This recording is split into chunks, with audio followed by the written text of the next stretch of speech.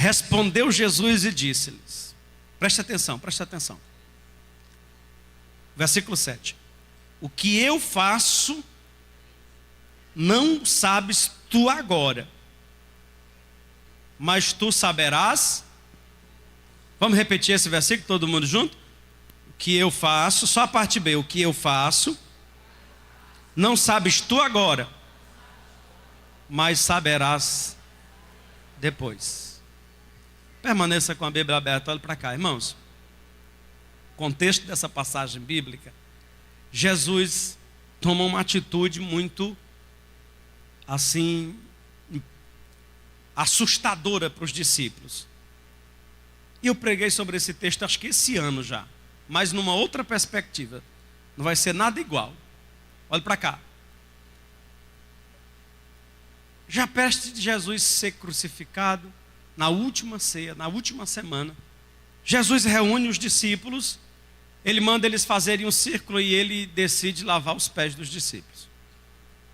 E isso causa neles um certo espanto, porque lavar os pés de alguém era uma atitude de servo, eram os servos que lavavam os pés dos senhores. E Jesus se propõe a lavar os pés dos discípulos. Então Pedro, que era o mais falante deles, Pedro dá um passo atrás e diz: não, senhor, eu não aceito o senhor lavar os meus pés. E eles ignoraram: Senhor, tu quer lavar os nossos pés? É o mestre lavando os pés dos discípulos? Aí Jesus responde: isso, o que eu faço, vocês não entendem agora, mas vocês vão entender depois. Irmãos, eu quero meditar um pouco com vocês. Hoje eu vou trazer uma pregação assim bem diferente do que eu costumo pregar. Normalmente eu trabalho mensagens mais textual, fazendo aplicação ali versículo por versículo. Eu quero fazer uma reflexão com vocês hoje bem diferente, mas eu tenho plena convicção no meu coração que é uma palavra de Deus para algumas pessoas aqui nessa noite. Eu quero que você preste bastante atenção. Porque, meus irmãos, por vezes nós nos deparamos com situações da vida. Nós nos deparamos com situações que não faz o menor sentido. A gente olha e diz assim: eu sei que Deus sabe o que está fazendo, né? Eu sei que Deus não erra, e eu sei que algum propósito Deus tem. Mas fala sério, eu não estou entendendo não. Você já passou por isso? Momentos que você olha e diz assim: não, Deus, eu não quero questionar, eu não quero murmurar, eu não quero pecar, eu me submeto, eu aceito as tuas vontades. Mas, para ser sincero, Jesus, eu não estou entendendo. Não estou entendendo o que isso é proveitoso. O que isso está trazendo de bom. E é difícil, amados. Quando você está dentro de um processo, você conseguir compreender esse processo. É difícil você estar dentro de um processo e você entender o que Deus está querendo naquele processo.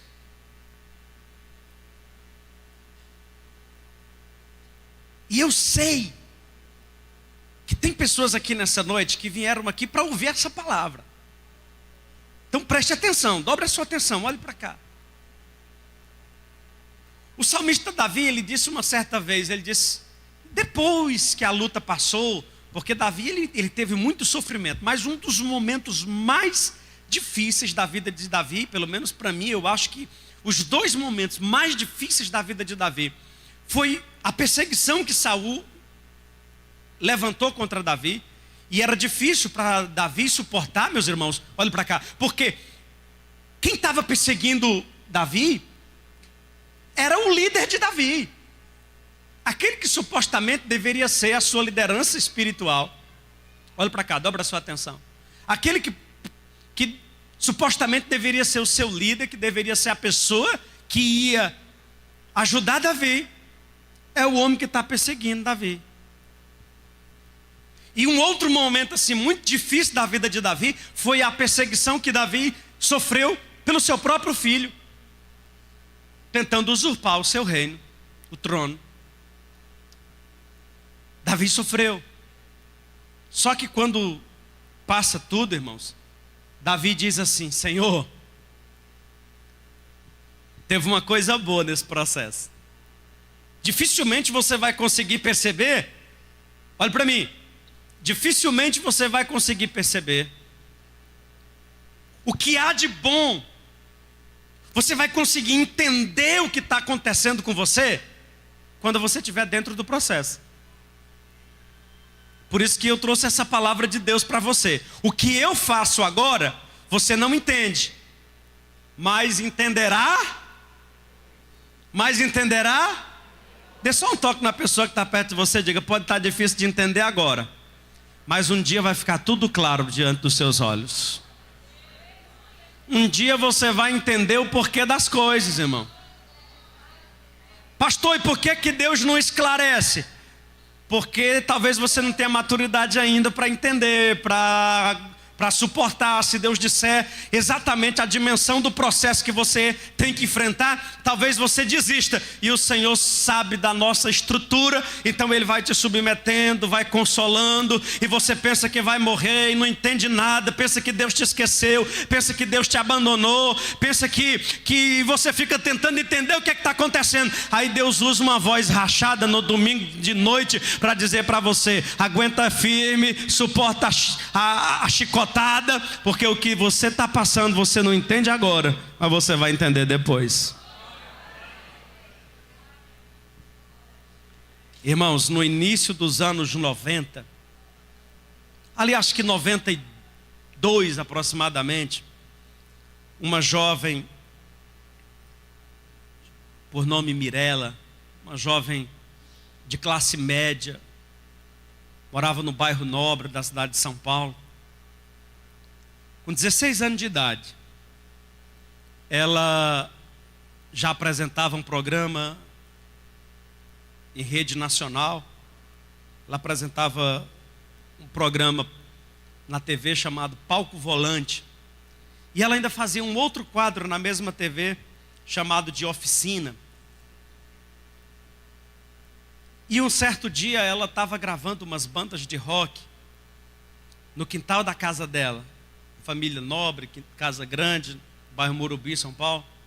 Ela estava gravando umas bandas de rock no quintal da casa dela, e aquelas bandas passaram o dia todo ali, fazia parte desse quadro chamado de Oficinas, que era meio que um caça-talentos. Os irmãos estão me ouvindo? Olha para cá. E desse encontro dela com essas bandas, ela se apaixonou por um dos integrantes de uma banda que estava despontando, fazendo sucesso na região de Guarulhos, São Paulo. E ela se apaixonou por um dos integrantes dessa banda. E nasceu um relacionamento, aquele relacionamento do primeiro amor. A menina de 16 anos se apaixonou loucamente e viveu essa paixão de forma muito intensa. Desse relacionamento surgiram algumas músicas, porque ela passava todos os seus sentimentos para uma agenda, mas o namorado dela transformava aquilo que eles estavam vivendo em canções. E ele chegou a compor algumas canções que tinham a ver com ela, que ela foi a inspiração dessas canções. E ela começou a incentivá-lo a assumir um estilo diferente, ainda que no estilo rock, mas no estilo diferente. Projetou ele nos programas de televisão e ele começou a despontar no sucesso. E ela, por trás de tudo isso, aquele momento de paixão, de amor, e com o desejo de vê-lo fazer sucesso. Então ela conduziu ele até uma gravadora e ele fechou contrato com uma gravadora e ficou famoso no Brasil e no mundo. Poucos meses depois que ele ficou famoso, com a agenda lotada, shows pelo Brasil e pelo mundo, ele começou a evitá-la. Não queria que ela fosse nos shows. E aí começou a rolar um atrito entre eles. E ela começou a sofrer, começou a ser desprezada, até que um dia eles conversaram por quase que 4 horas na garagem de casa, até que o relacionamento rompeu e ela ficou em pedaços. E ele arranjou no final de semana seguinte, ele estava no programa do Faustão com uma namorada nova, e ela assistiu o programa e via ele lá, o amor da vida dela, a paixão da vida dela, a pessoa que ela deu a mão, a pessoa que ela investiu, que esteve com ele quando ele não tinha fama, quando ele não tinha dinheiro, quando ele não tinha nada. E quando tudo isso chegou, ela se sentiu traída, desprezada. E ela estava ali, vendo a outra usufruir, está no lugar que ela gostaria de estar. As irmãs entendem isso e sabem que isso não é nada fácil. E no meio de todo aquele processo, ela sentiu muito.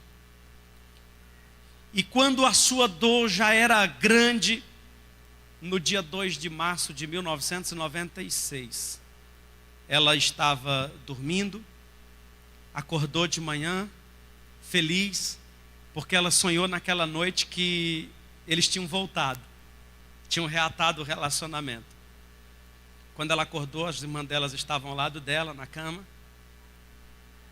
e ela empolgada para contar o sonho, e as irmãs esperando ela se acordar para contar para ela o que tinha acontecido.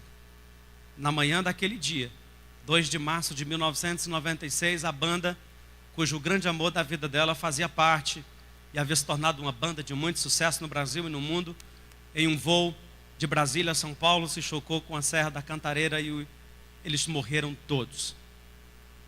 E ela estava feliz, dizendo: ele voltou para mim no sonho, será que ele vai voltar? E aí, quando ela acalmou, ela falou assim: Mirela, o avião caiu e eles morreram todos. Então ela desabou, aquele foi um dia difícil para ela. Ela foi para o velório, acompanhou o caixão ao lado da namorada dele, e foi um dia doloroso. O assédio da mídia, a mídia em cima, ela não suportou e caiu em depressão. Ficou alguns anos, depois ela conseguiu se reerguer e tocou a vida, se formou. Hoje ela tem uma loja no Morumbi, São Paulo. E eu ouvi dela esse testemunho no programa Domingo Show, daquele apresentador Geraldo. E eu fiquei fascinado, porque eu já estava chorando ouvindo o testemunho dela. E quando chegou uma certa altura, ela disse: agora, Geraldo, eu quero dizer para você que não é disso que eu quero falar.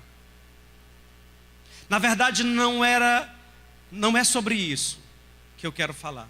O que eu quero dizer para você e para os telespectadores e para o Brasil é que o Senhor me curou, me encontrou. E quem me tirou da depressão não foi ninguém, foi Deus. E aí ela começa a dizer, irmãos, na câmera, para o Brasil inteiro: assista esse vídeo. Olha, Geraldo, quem foi me buscar foi Deus. E hoje, na época que ela gravou isso, 20 anos depois, agora já fazem, acho que 26 ou 27 anos depois,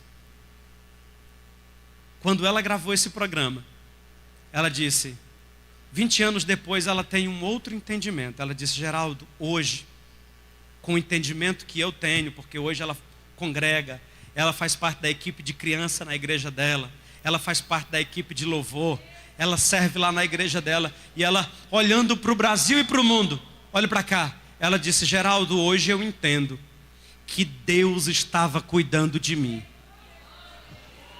Foi Deus que fez ele terminar o namoro comigo, que aquilo era necessário acontecer, porque você já imagina, se nós estivéssemos namorando, talvez eu estava no avião, talvez eu estivesse no avião e teria morrido também, ou Talvez não, mas eu poderia ter casado e estar grávida e ele ter ficado com o filho dele. Geraldo, hoje eu entendo que tudo foi permissão de Deus, que tudo foi um trabalhar de Deus. Olhe para cá, o que eu faço hoje, você não entende, mas entenderá depois. Deus nos submete, irmãos, a processos que a gente não consegue entender. Você está, mas está doendo. Deus, mas eu estou chorando. E Deus está bradando no seu ouvido, dizendo: aguenta, porque o que eu estou fazendo hoje, você não entende, mas você vai entender depois. Eu não sei quanto tempo vai levar. A Mirela precisou de 20 anos para um dia ela ter coragem de falar sobre o assunto, fazer uma releitura, olhar e dizer: naquele dia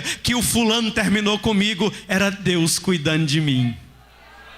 Talvez você não entenda, mas Deus pode estar atirando pessoas da sua vida, afastando pessoas do seu ciclo. Deus sabe porque eu estou trazendo esse testemunho, falando de relacionamento. Deus sabe. Eu disse para vocês, eu tenho plena convicção que Deus está falando com alguém aqui nessa noite. E irmãos, ouça, não se assuste com o trabalhar de Deus, apenas confie. Deus sabe o que está fazendo. Eu quero que você me ajude de novo. Eu quero que você aperte a mão da pessoa que está perto de você e diga: você pode não entender agora, mas você vai entender depois.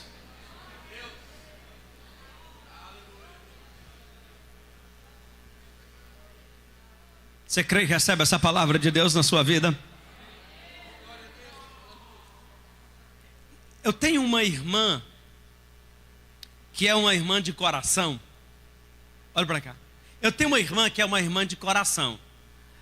Ela é filha na fé do meu pai.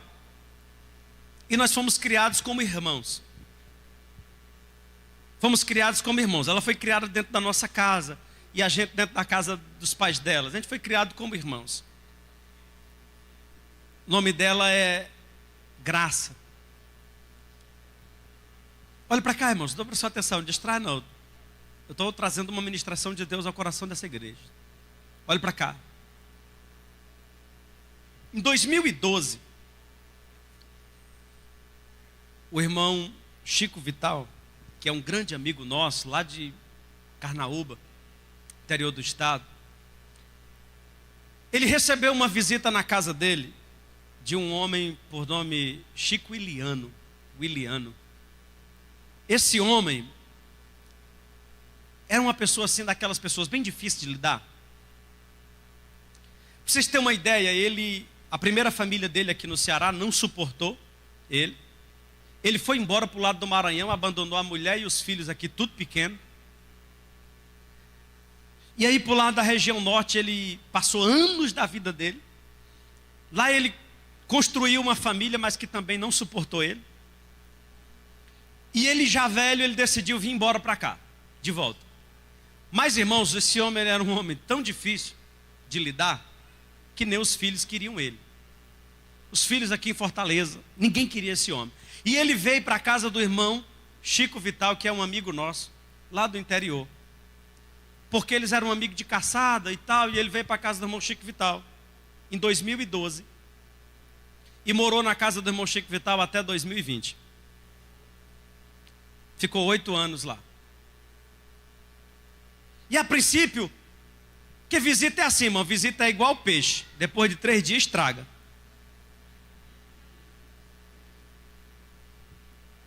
Não. Eu tinha um patrão que ele dizia isso. Ele dizia assim: meu filho, visita é igual peixe. Depois de 3 dias estraga. Porque visita é uma beleza, irmão. E depois que fica muito dias, começa a ficar desagradável o negócio. Porque tira a privacidade.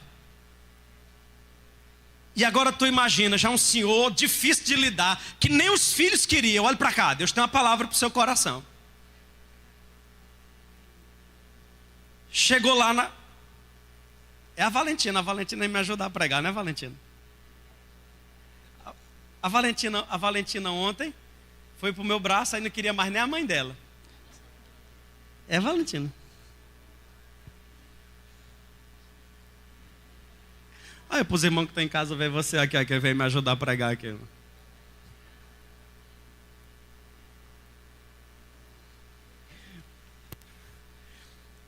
Olha para cá.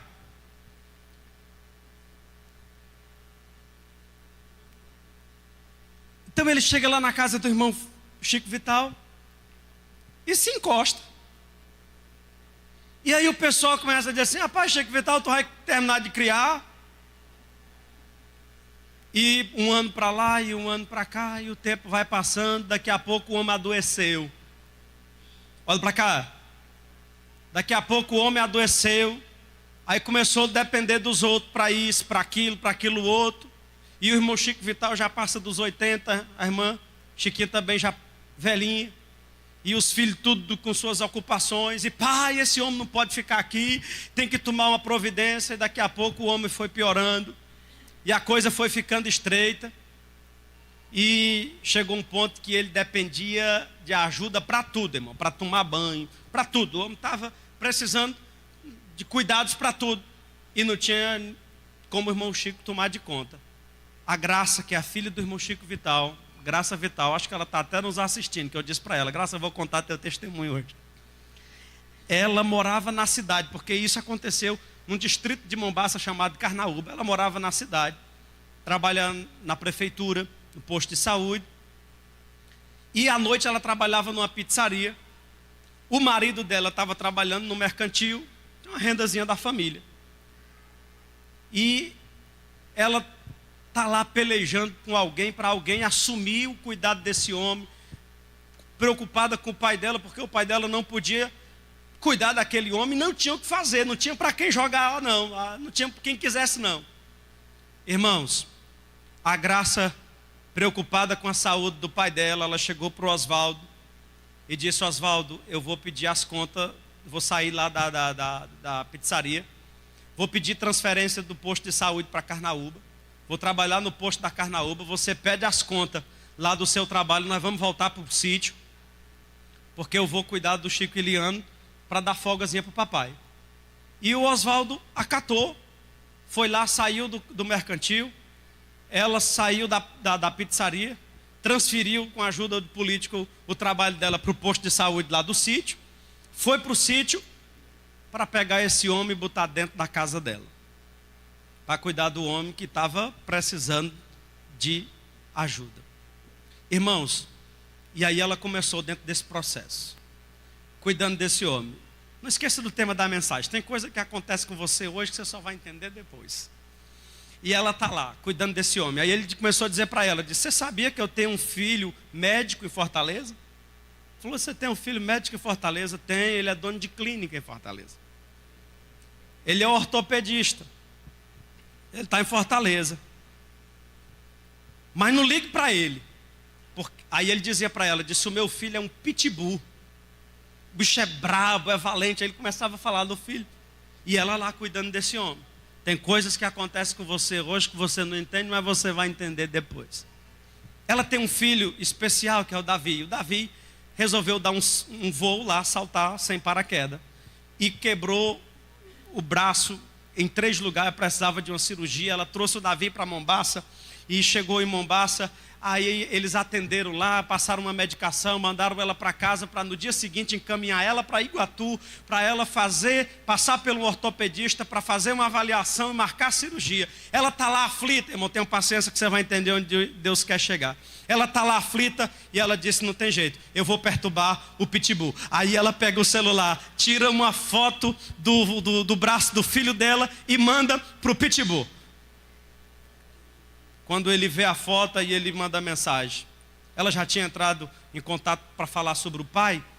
Ele foi e disse: Graça, quem é essa criança? Ela disse: é o Davi, meu filho. Falou assim: você está em qual hospital? Eu disse: não, eu estou em casa aqui, porque aí contou a situação, estou esperando ainda amanhã ir para Iguatu. Ele disse: não, essa criança tem que ser operada no máximo até amanhã. Faça o seguinte, amanhã venha para Fortaleza, porque eu não estou de plantão, mas tem um amigo meu que está de plantão. Eu entro no plantão dele e faço a cirurgia do Davi. Ela chega no hospital de manhã e disse: eu quero um carro, porque nem o dinheiro da passagem ela tinha para vir para Fortaleza. Ela disse: eu quero um carro para me ir para Fortaleza fazer a cirurgia do Davi, que eu consegui a cirurgia dele. Ninguém acreditou, a pessoa que ela estava era... Aí, não, mas ela conseguiu um carro lá na prefeitura, veio.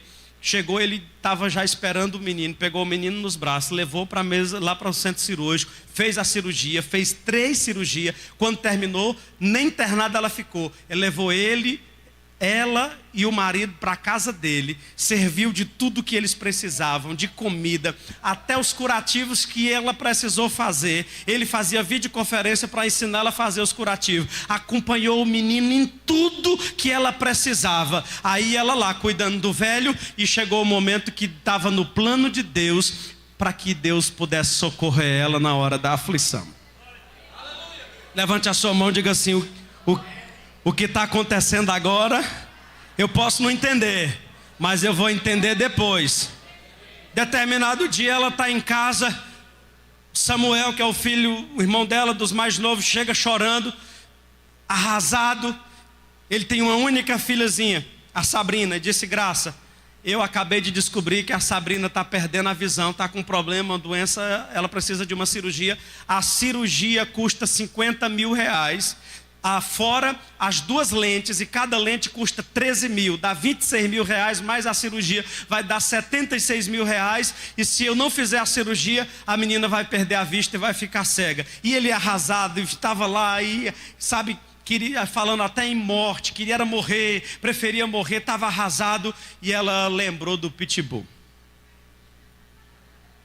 Levante a sua mão e diga assim: Deus tem propósito.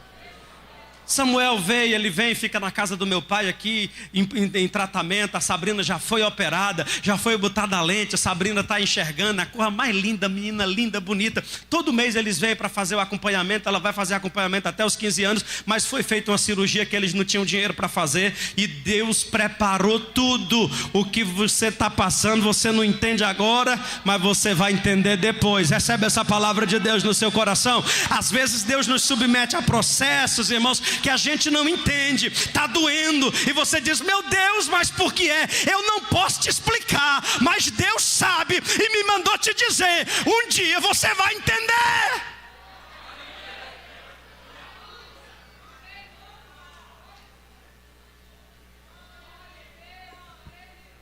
Ela disse que a casinha dela lá, eu conheço a casa dela.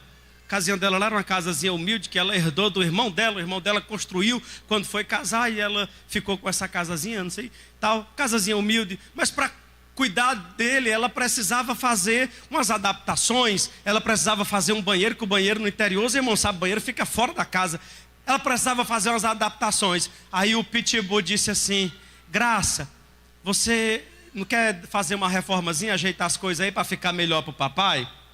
Aí ela disse: pois não. Era o sonho dela, irmão, ajeitar a casa. Aí ele começou a mandar dinheiro para ela ajeitar a casa. Aí ela trocou as telhas, trocou a madeira, aí rebocou a casa, botou cerâmica, fez um quarto, fez uma suíte, fez um banheiro, fez um alpendrezinho por fora. E ele disse: manda mais, Graça, para você terminar aí. Aí quando ela estava, ele mandava mais uma coisinha: Graça, para você terminar aí. Aí, meus irmãos, aqueles que ficavam olhando e passavam antes e diziam assim: rapaz, eu acho que vocês atiraram pedra na cruz. Eu acho que vocês estão pagando alguma coisa que vocês fizeram. Rapaz, rapaz, até quando vocês vão carregar essa cruz? Homem, joga isso no lixo. Aí depois passava e olhando lá e vendo a bênção que Deus mandou. Aí dizia assim: se eu soubesse, eu tinha era cuidado dele. Levante a sua mão mais uma vez e diga assim: Deus tem os seus propósitos. Eu tirei o dia hoje para contar a história, não foi, irmão? Mas é porque vai edificar a fé de vocês. Eu vou terminar, para não ficar só com os testemunhos alheios, que eu contei 2 testemunhos, eu vou contar um meu. 2008. Eu era jovem, servia a Deus na congregação de Novo Oriente. E agora eu posso falar, porque o que eu vou falar aqui, a pessoa que fazia parte dessa história já foi para a glória, ele não vai ficar com raiva não.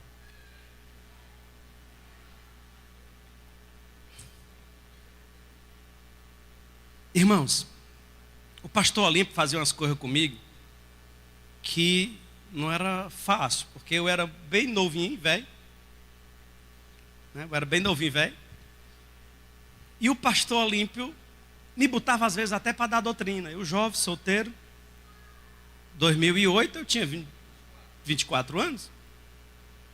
Ele botava para me dar doutrina às vezes. Estava para pregar e tal. Tinha muita confiança. E isso despertou um certo ciúme na igreja. Despertou um certo ciúme. E levantou-se dentro da congregação um trio.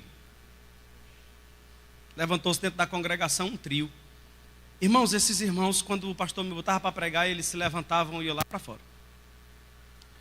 E eles decidiram a resistir tudo que eu fazia. Tudo que eu falava, tudo, até a minha paz do Senhor fedia no nariz deles. Irmãos, e isso me constrangeu tanto, sabe, me angustiou tanto. E eu sempre gostei muito de fazer evento, de organizar evento. E organizei um evento lá que o pastor queria fazer, que era um congresso lá unificado. Eu estava chegando perto do congresso e as coisas estavam faltando muita coisa. E eu meti as caras e ajeitei uma peça lá com a mocidade, organizei as coisas que tá faltando, movimentei, ajeitei umas coisas lá e tal. E meu irmão, e isso dava um falatório dentro da congregação. Eu até disse que era a última festa que eu organizava, que eu não queria mais saber de nada, eu fiquei revoltado. Aí eu resolvi trazer uma meninazinha para cantar no avivamento do sábado à tarde. Que eu até me esqueço o nome dela, era uma criança que ela cantava, tinha CD gravado e tudo. Aí ela veio e cantou, e foi uma benção, a igreja se alegrando. Aí ela foi, cantou um hino assim, virou para trás, tampinha real, desse tamanho assim. Ela se virou para trás assim, com o dedinho assim para mim. Aí foi no meu nariz e começou a cantar assim, ó. Você não pode desistir. Você não está lutando só. Se não fosse a mão de Deus, o que seria de você? E nem aqui você estaria. Não fique triste assim. Aí, meu irmão, eu me acabei chorando. Eu disse, pronto, Jesus, pode o sangue dar no meio da canela, eu não estou nem aí. Mas, irmãos, naquele ano, eu estava pensando, eu ia casar no janeiro de 2009, e eu estava pensando se eu ia congregar com o pastor João Gonçalves, para o que eu ia fazer, que decisão eu ia tomar, para onde eu iria, porque estava difícil ali, não tinha mais clima, não tinha mais ambiente.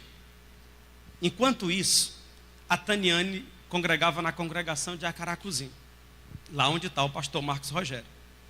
Irmãos, e tudo que aconteceu comigo no Novo Oriente, aconteceu com a Taniane na Acaracuzinho. Foi um levante contra a Taniane, foi de modo que a gente ia casar, a Taniane queria sair do Novo Oriente. Ela aceitava vir ela queria sair do Acaracuzinho. Ela aceitava vir para o Novo Oriente. Mas eu já queria era sair do Novo Oriente. E ela não queria ficar no Acaracuzinho. Então nem dava para mim ir para a igreja dela, nem dava para ela vir para a minha, porque estava difícil. E eu estou ali,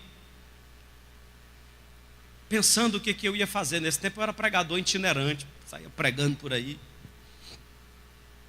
Cheguei até a gravar CD de pregação. Um dia desse eu encontrei irmão e disse, pastor, tem um CD de pregação teu. Eu disse, quanto tu pagou nesse CD? Se eu paguei R$10, eu disse, eu pago 20 para você me devolver. Mas por quê, pastor? Disse que eu tenho vergonha das pregações que eu vendi. Eu só queria ser conferencista, sair pregando. Aí o pastor Pinheiro dizia assim, meu filho, você vai ser pastor. Eu disse, Deus me livre. Não, estou chamado para ser pastor não, eu quero ser conferencista. Quero só sair pregando. Eu disse, meu filho, você vai ser pastor. Não, pastor Pinheiro, quero ser pastor não. Aí o pastor Olimpo dizia para mim, você vai ser pastor. Pastor Pinheiro era o pastor Ataniane, pastor Olimpo era o meu. Irmãos, e a situação chegou num ponto que ficou desagradável o clima. Sabe assim, quando você sente assim que o chão está espinhoso, parece que as cadeiras da igreja ficaram espinhosas. Situação difícil. Aí nós casamos. Estava faltando uns 15 dias para o nosso casamento. A banda pode vir para cá. Estava faltando uns 15 dias para o nosso casamento. O pastor Olimpo chegou para mim e disse assim, o Alto Alegre está sem pastor. O Alto Alegre nesse tempo estava subcongregação do Novo Oriente. Rapaz, não tem ninguém para dirigir o Alto Alegre. Você vai casar agora, você não quer ir tomar de conta do Alto Alegre, não? Eu disse, não, pastor, não quero ser pastor, não. Rapaz, mas vá para o Alto Alegre. Ele ficou me aconselhando. Olha para mim.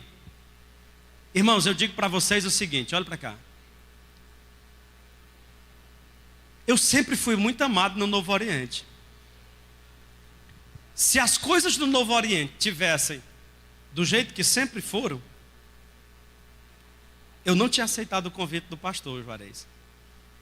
A Taniane era muito amada, muito amada no Acaracuzinho.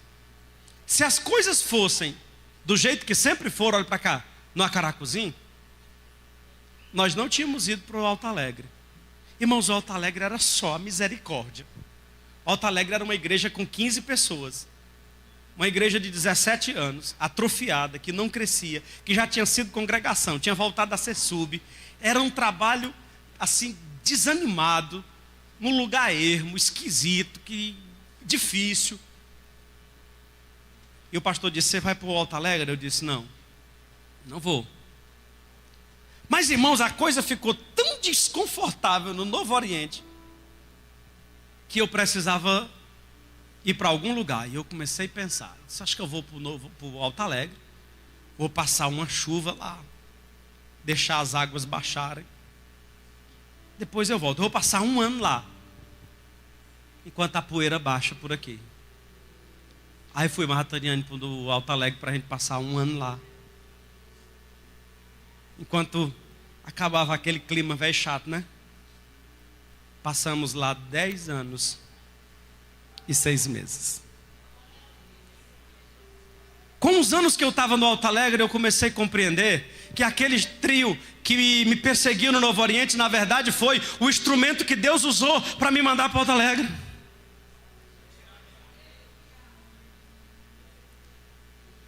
E eu me senti assim, não foi como o José que foi vendido pelos seus irmãos para ir para onde Deus queria que fosse. Tem coisas, irmãos, que você não entende agora, mas você vai entender depois. Tá tudo ok aqui? É difícil, porque às vezes o processo dói, é doloroso, e a gente está ali dizendo, meu Deus, eu não consigo entender qual é a explicação que o Senhor pode me dar para isso. E Deus me trouxe aqui só para te dizer, acalme o seu coração. Confie no Senhor. Porque o que eu faço, diz o Senhor, você não entende agora, mas você vai entender depois.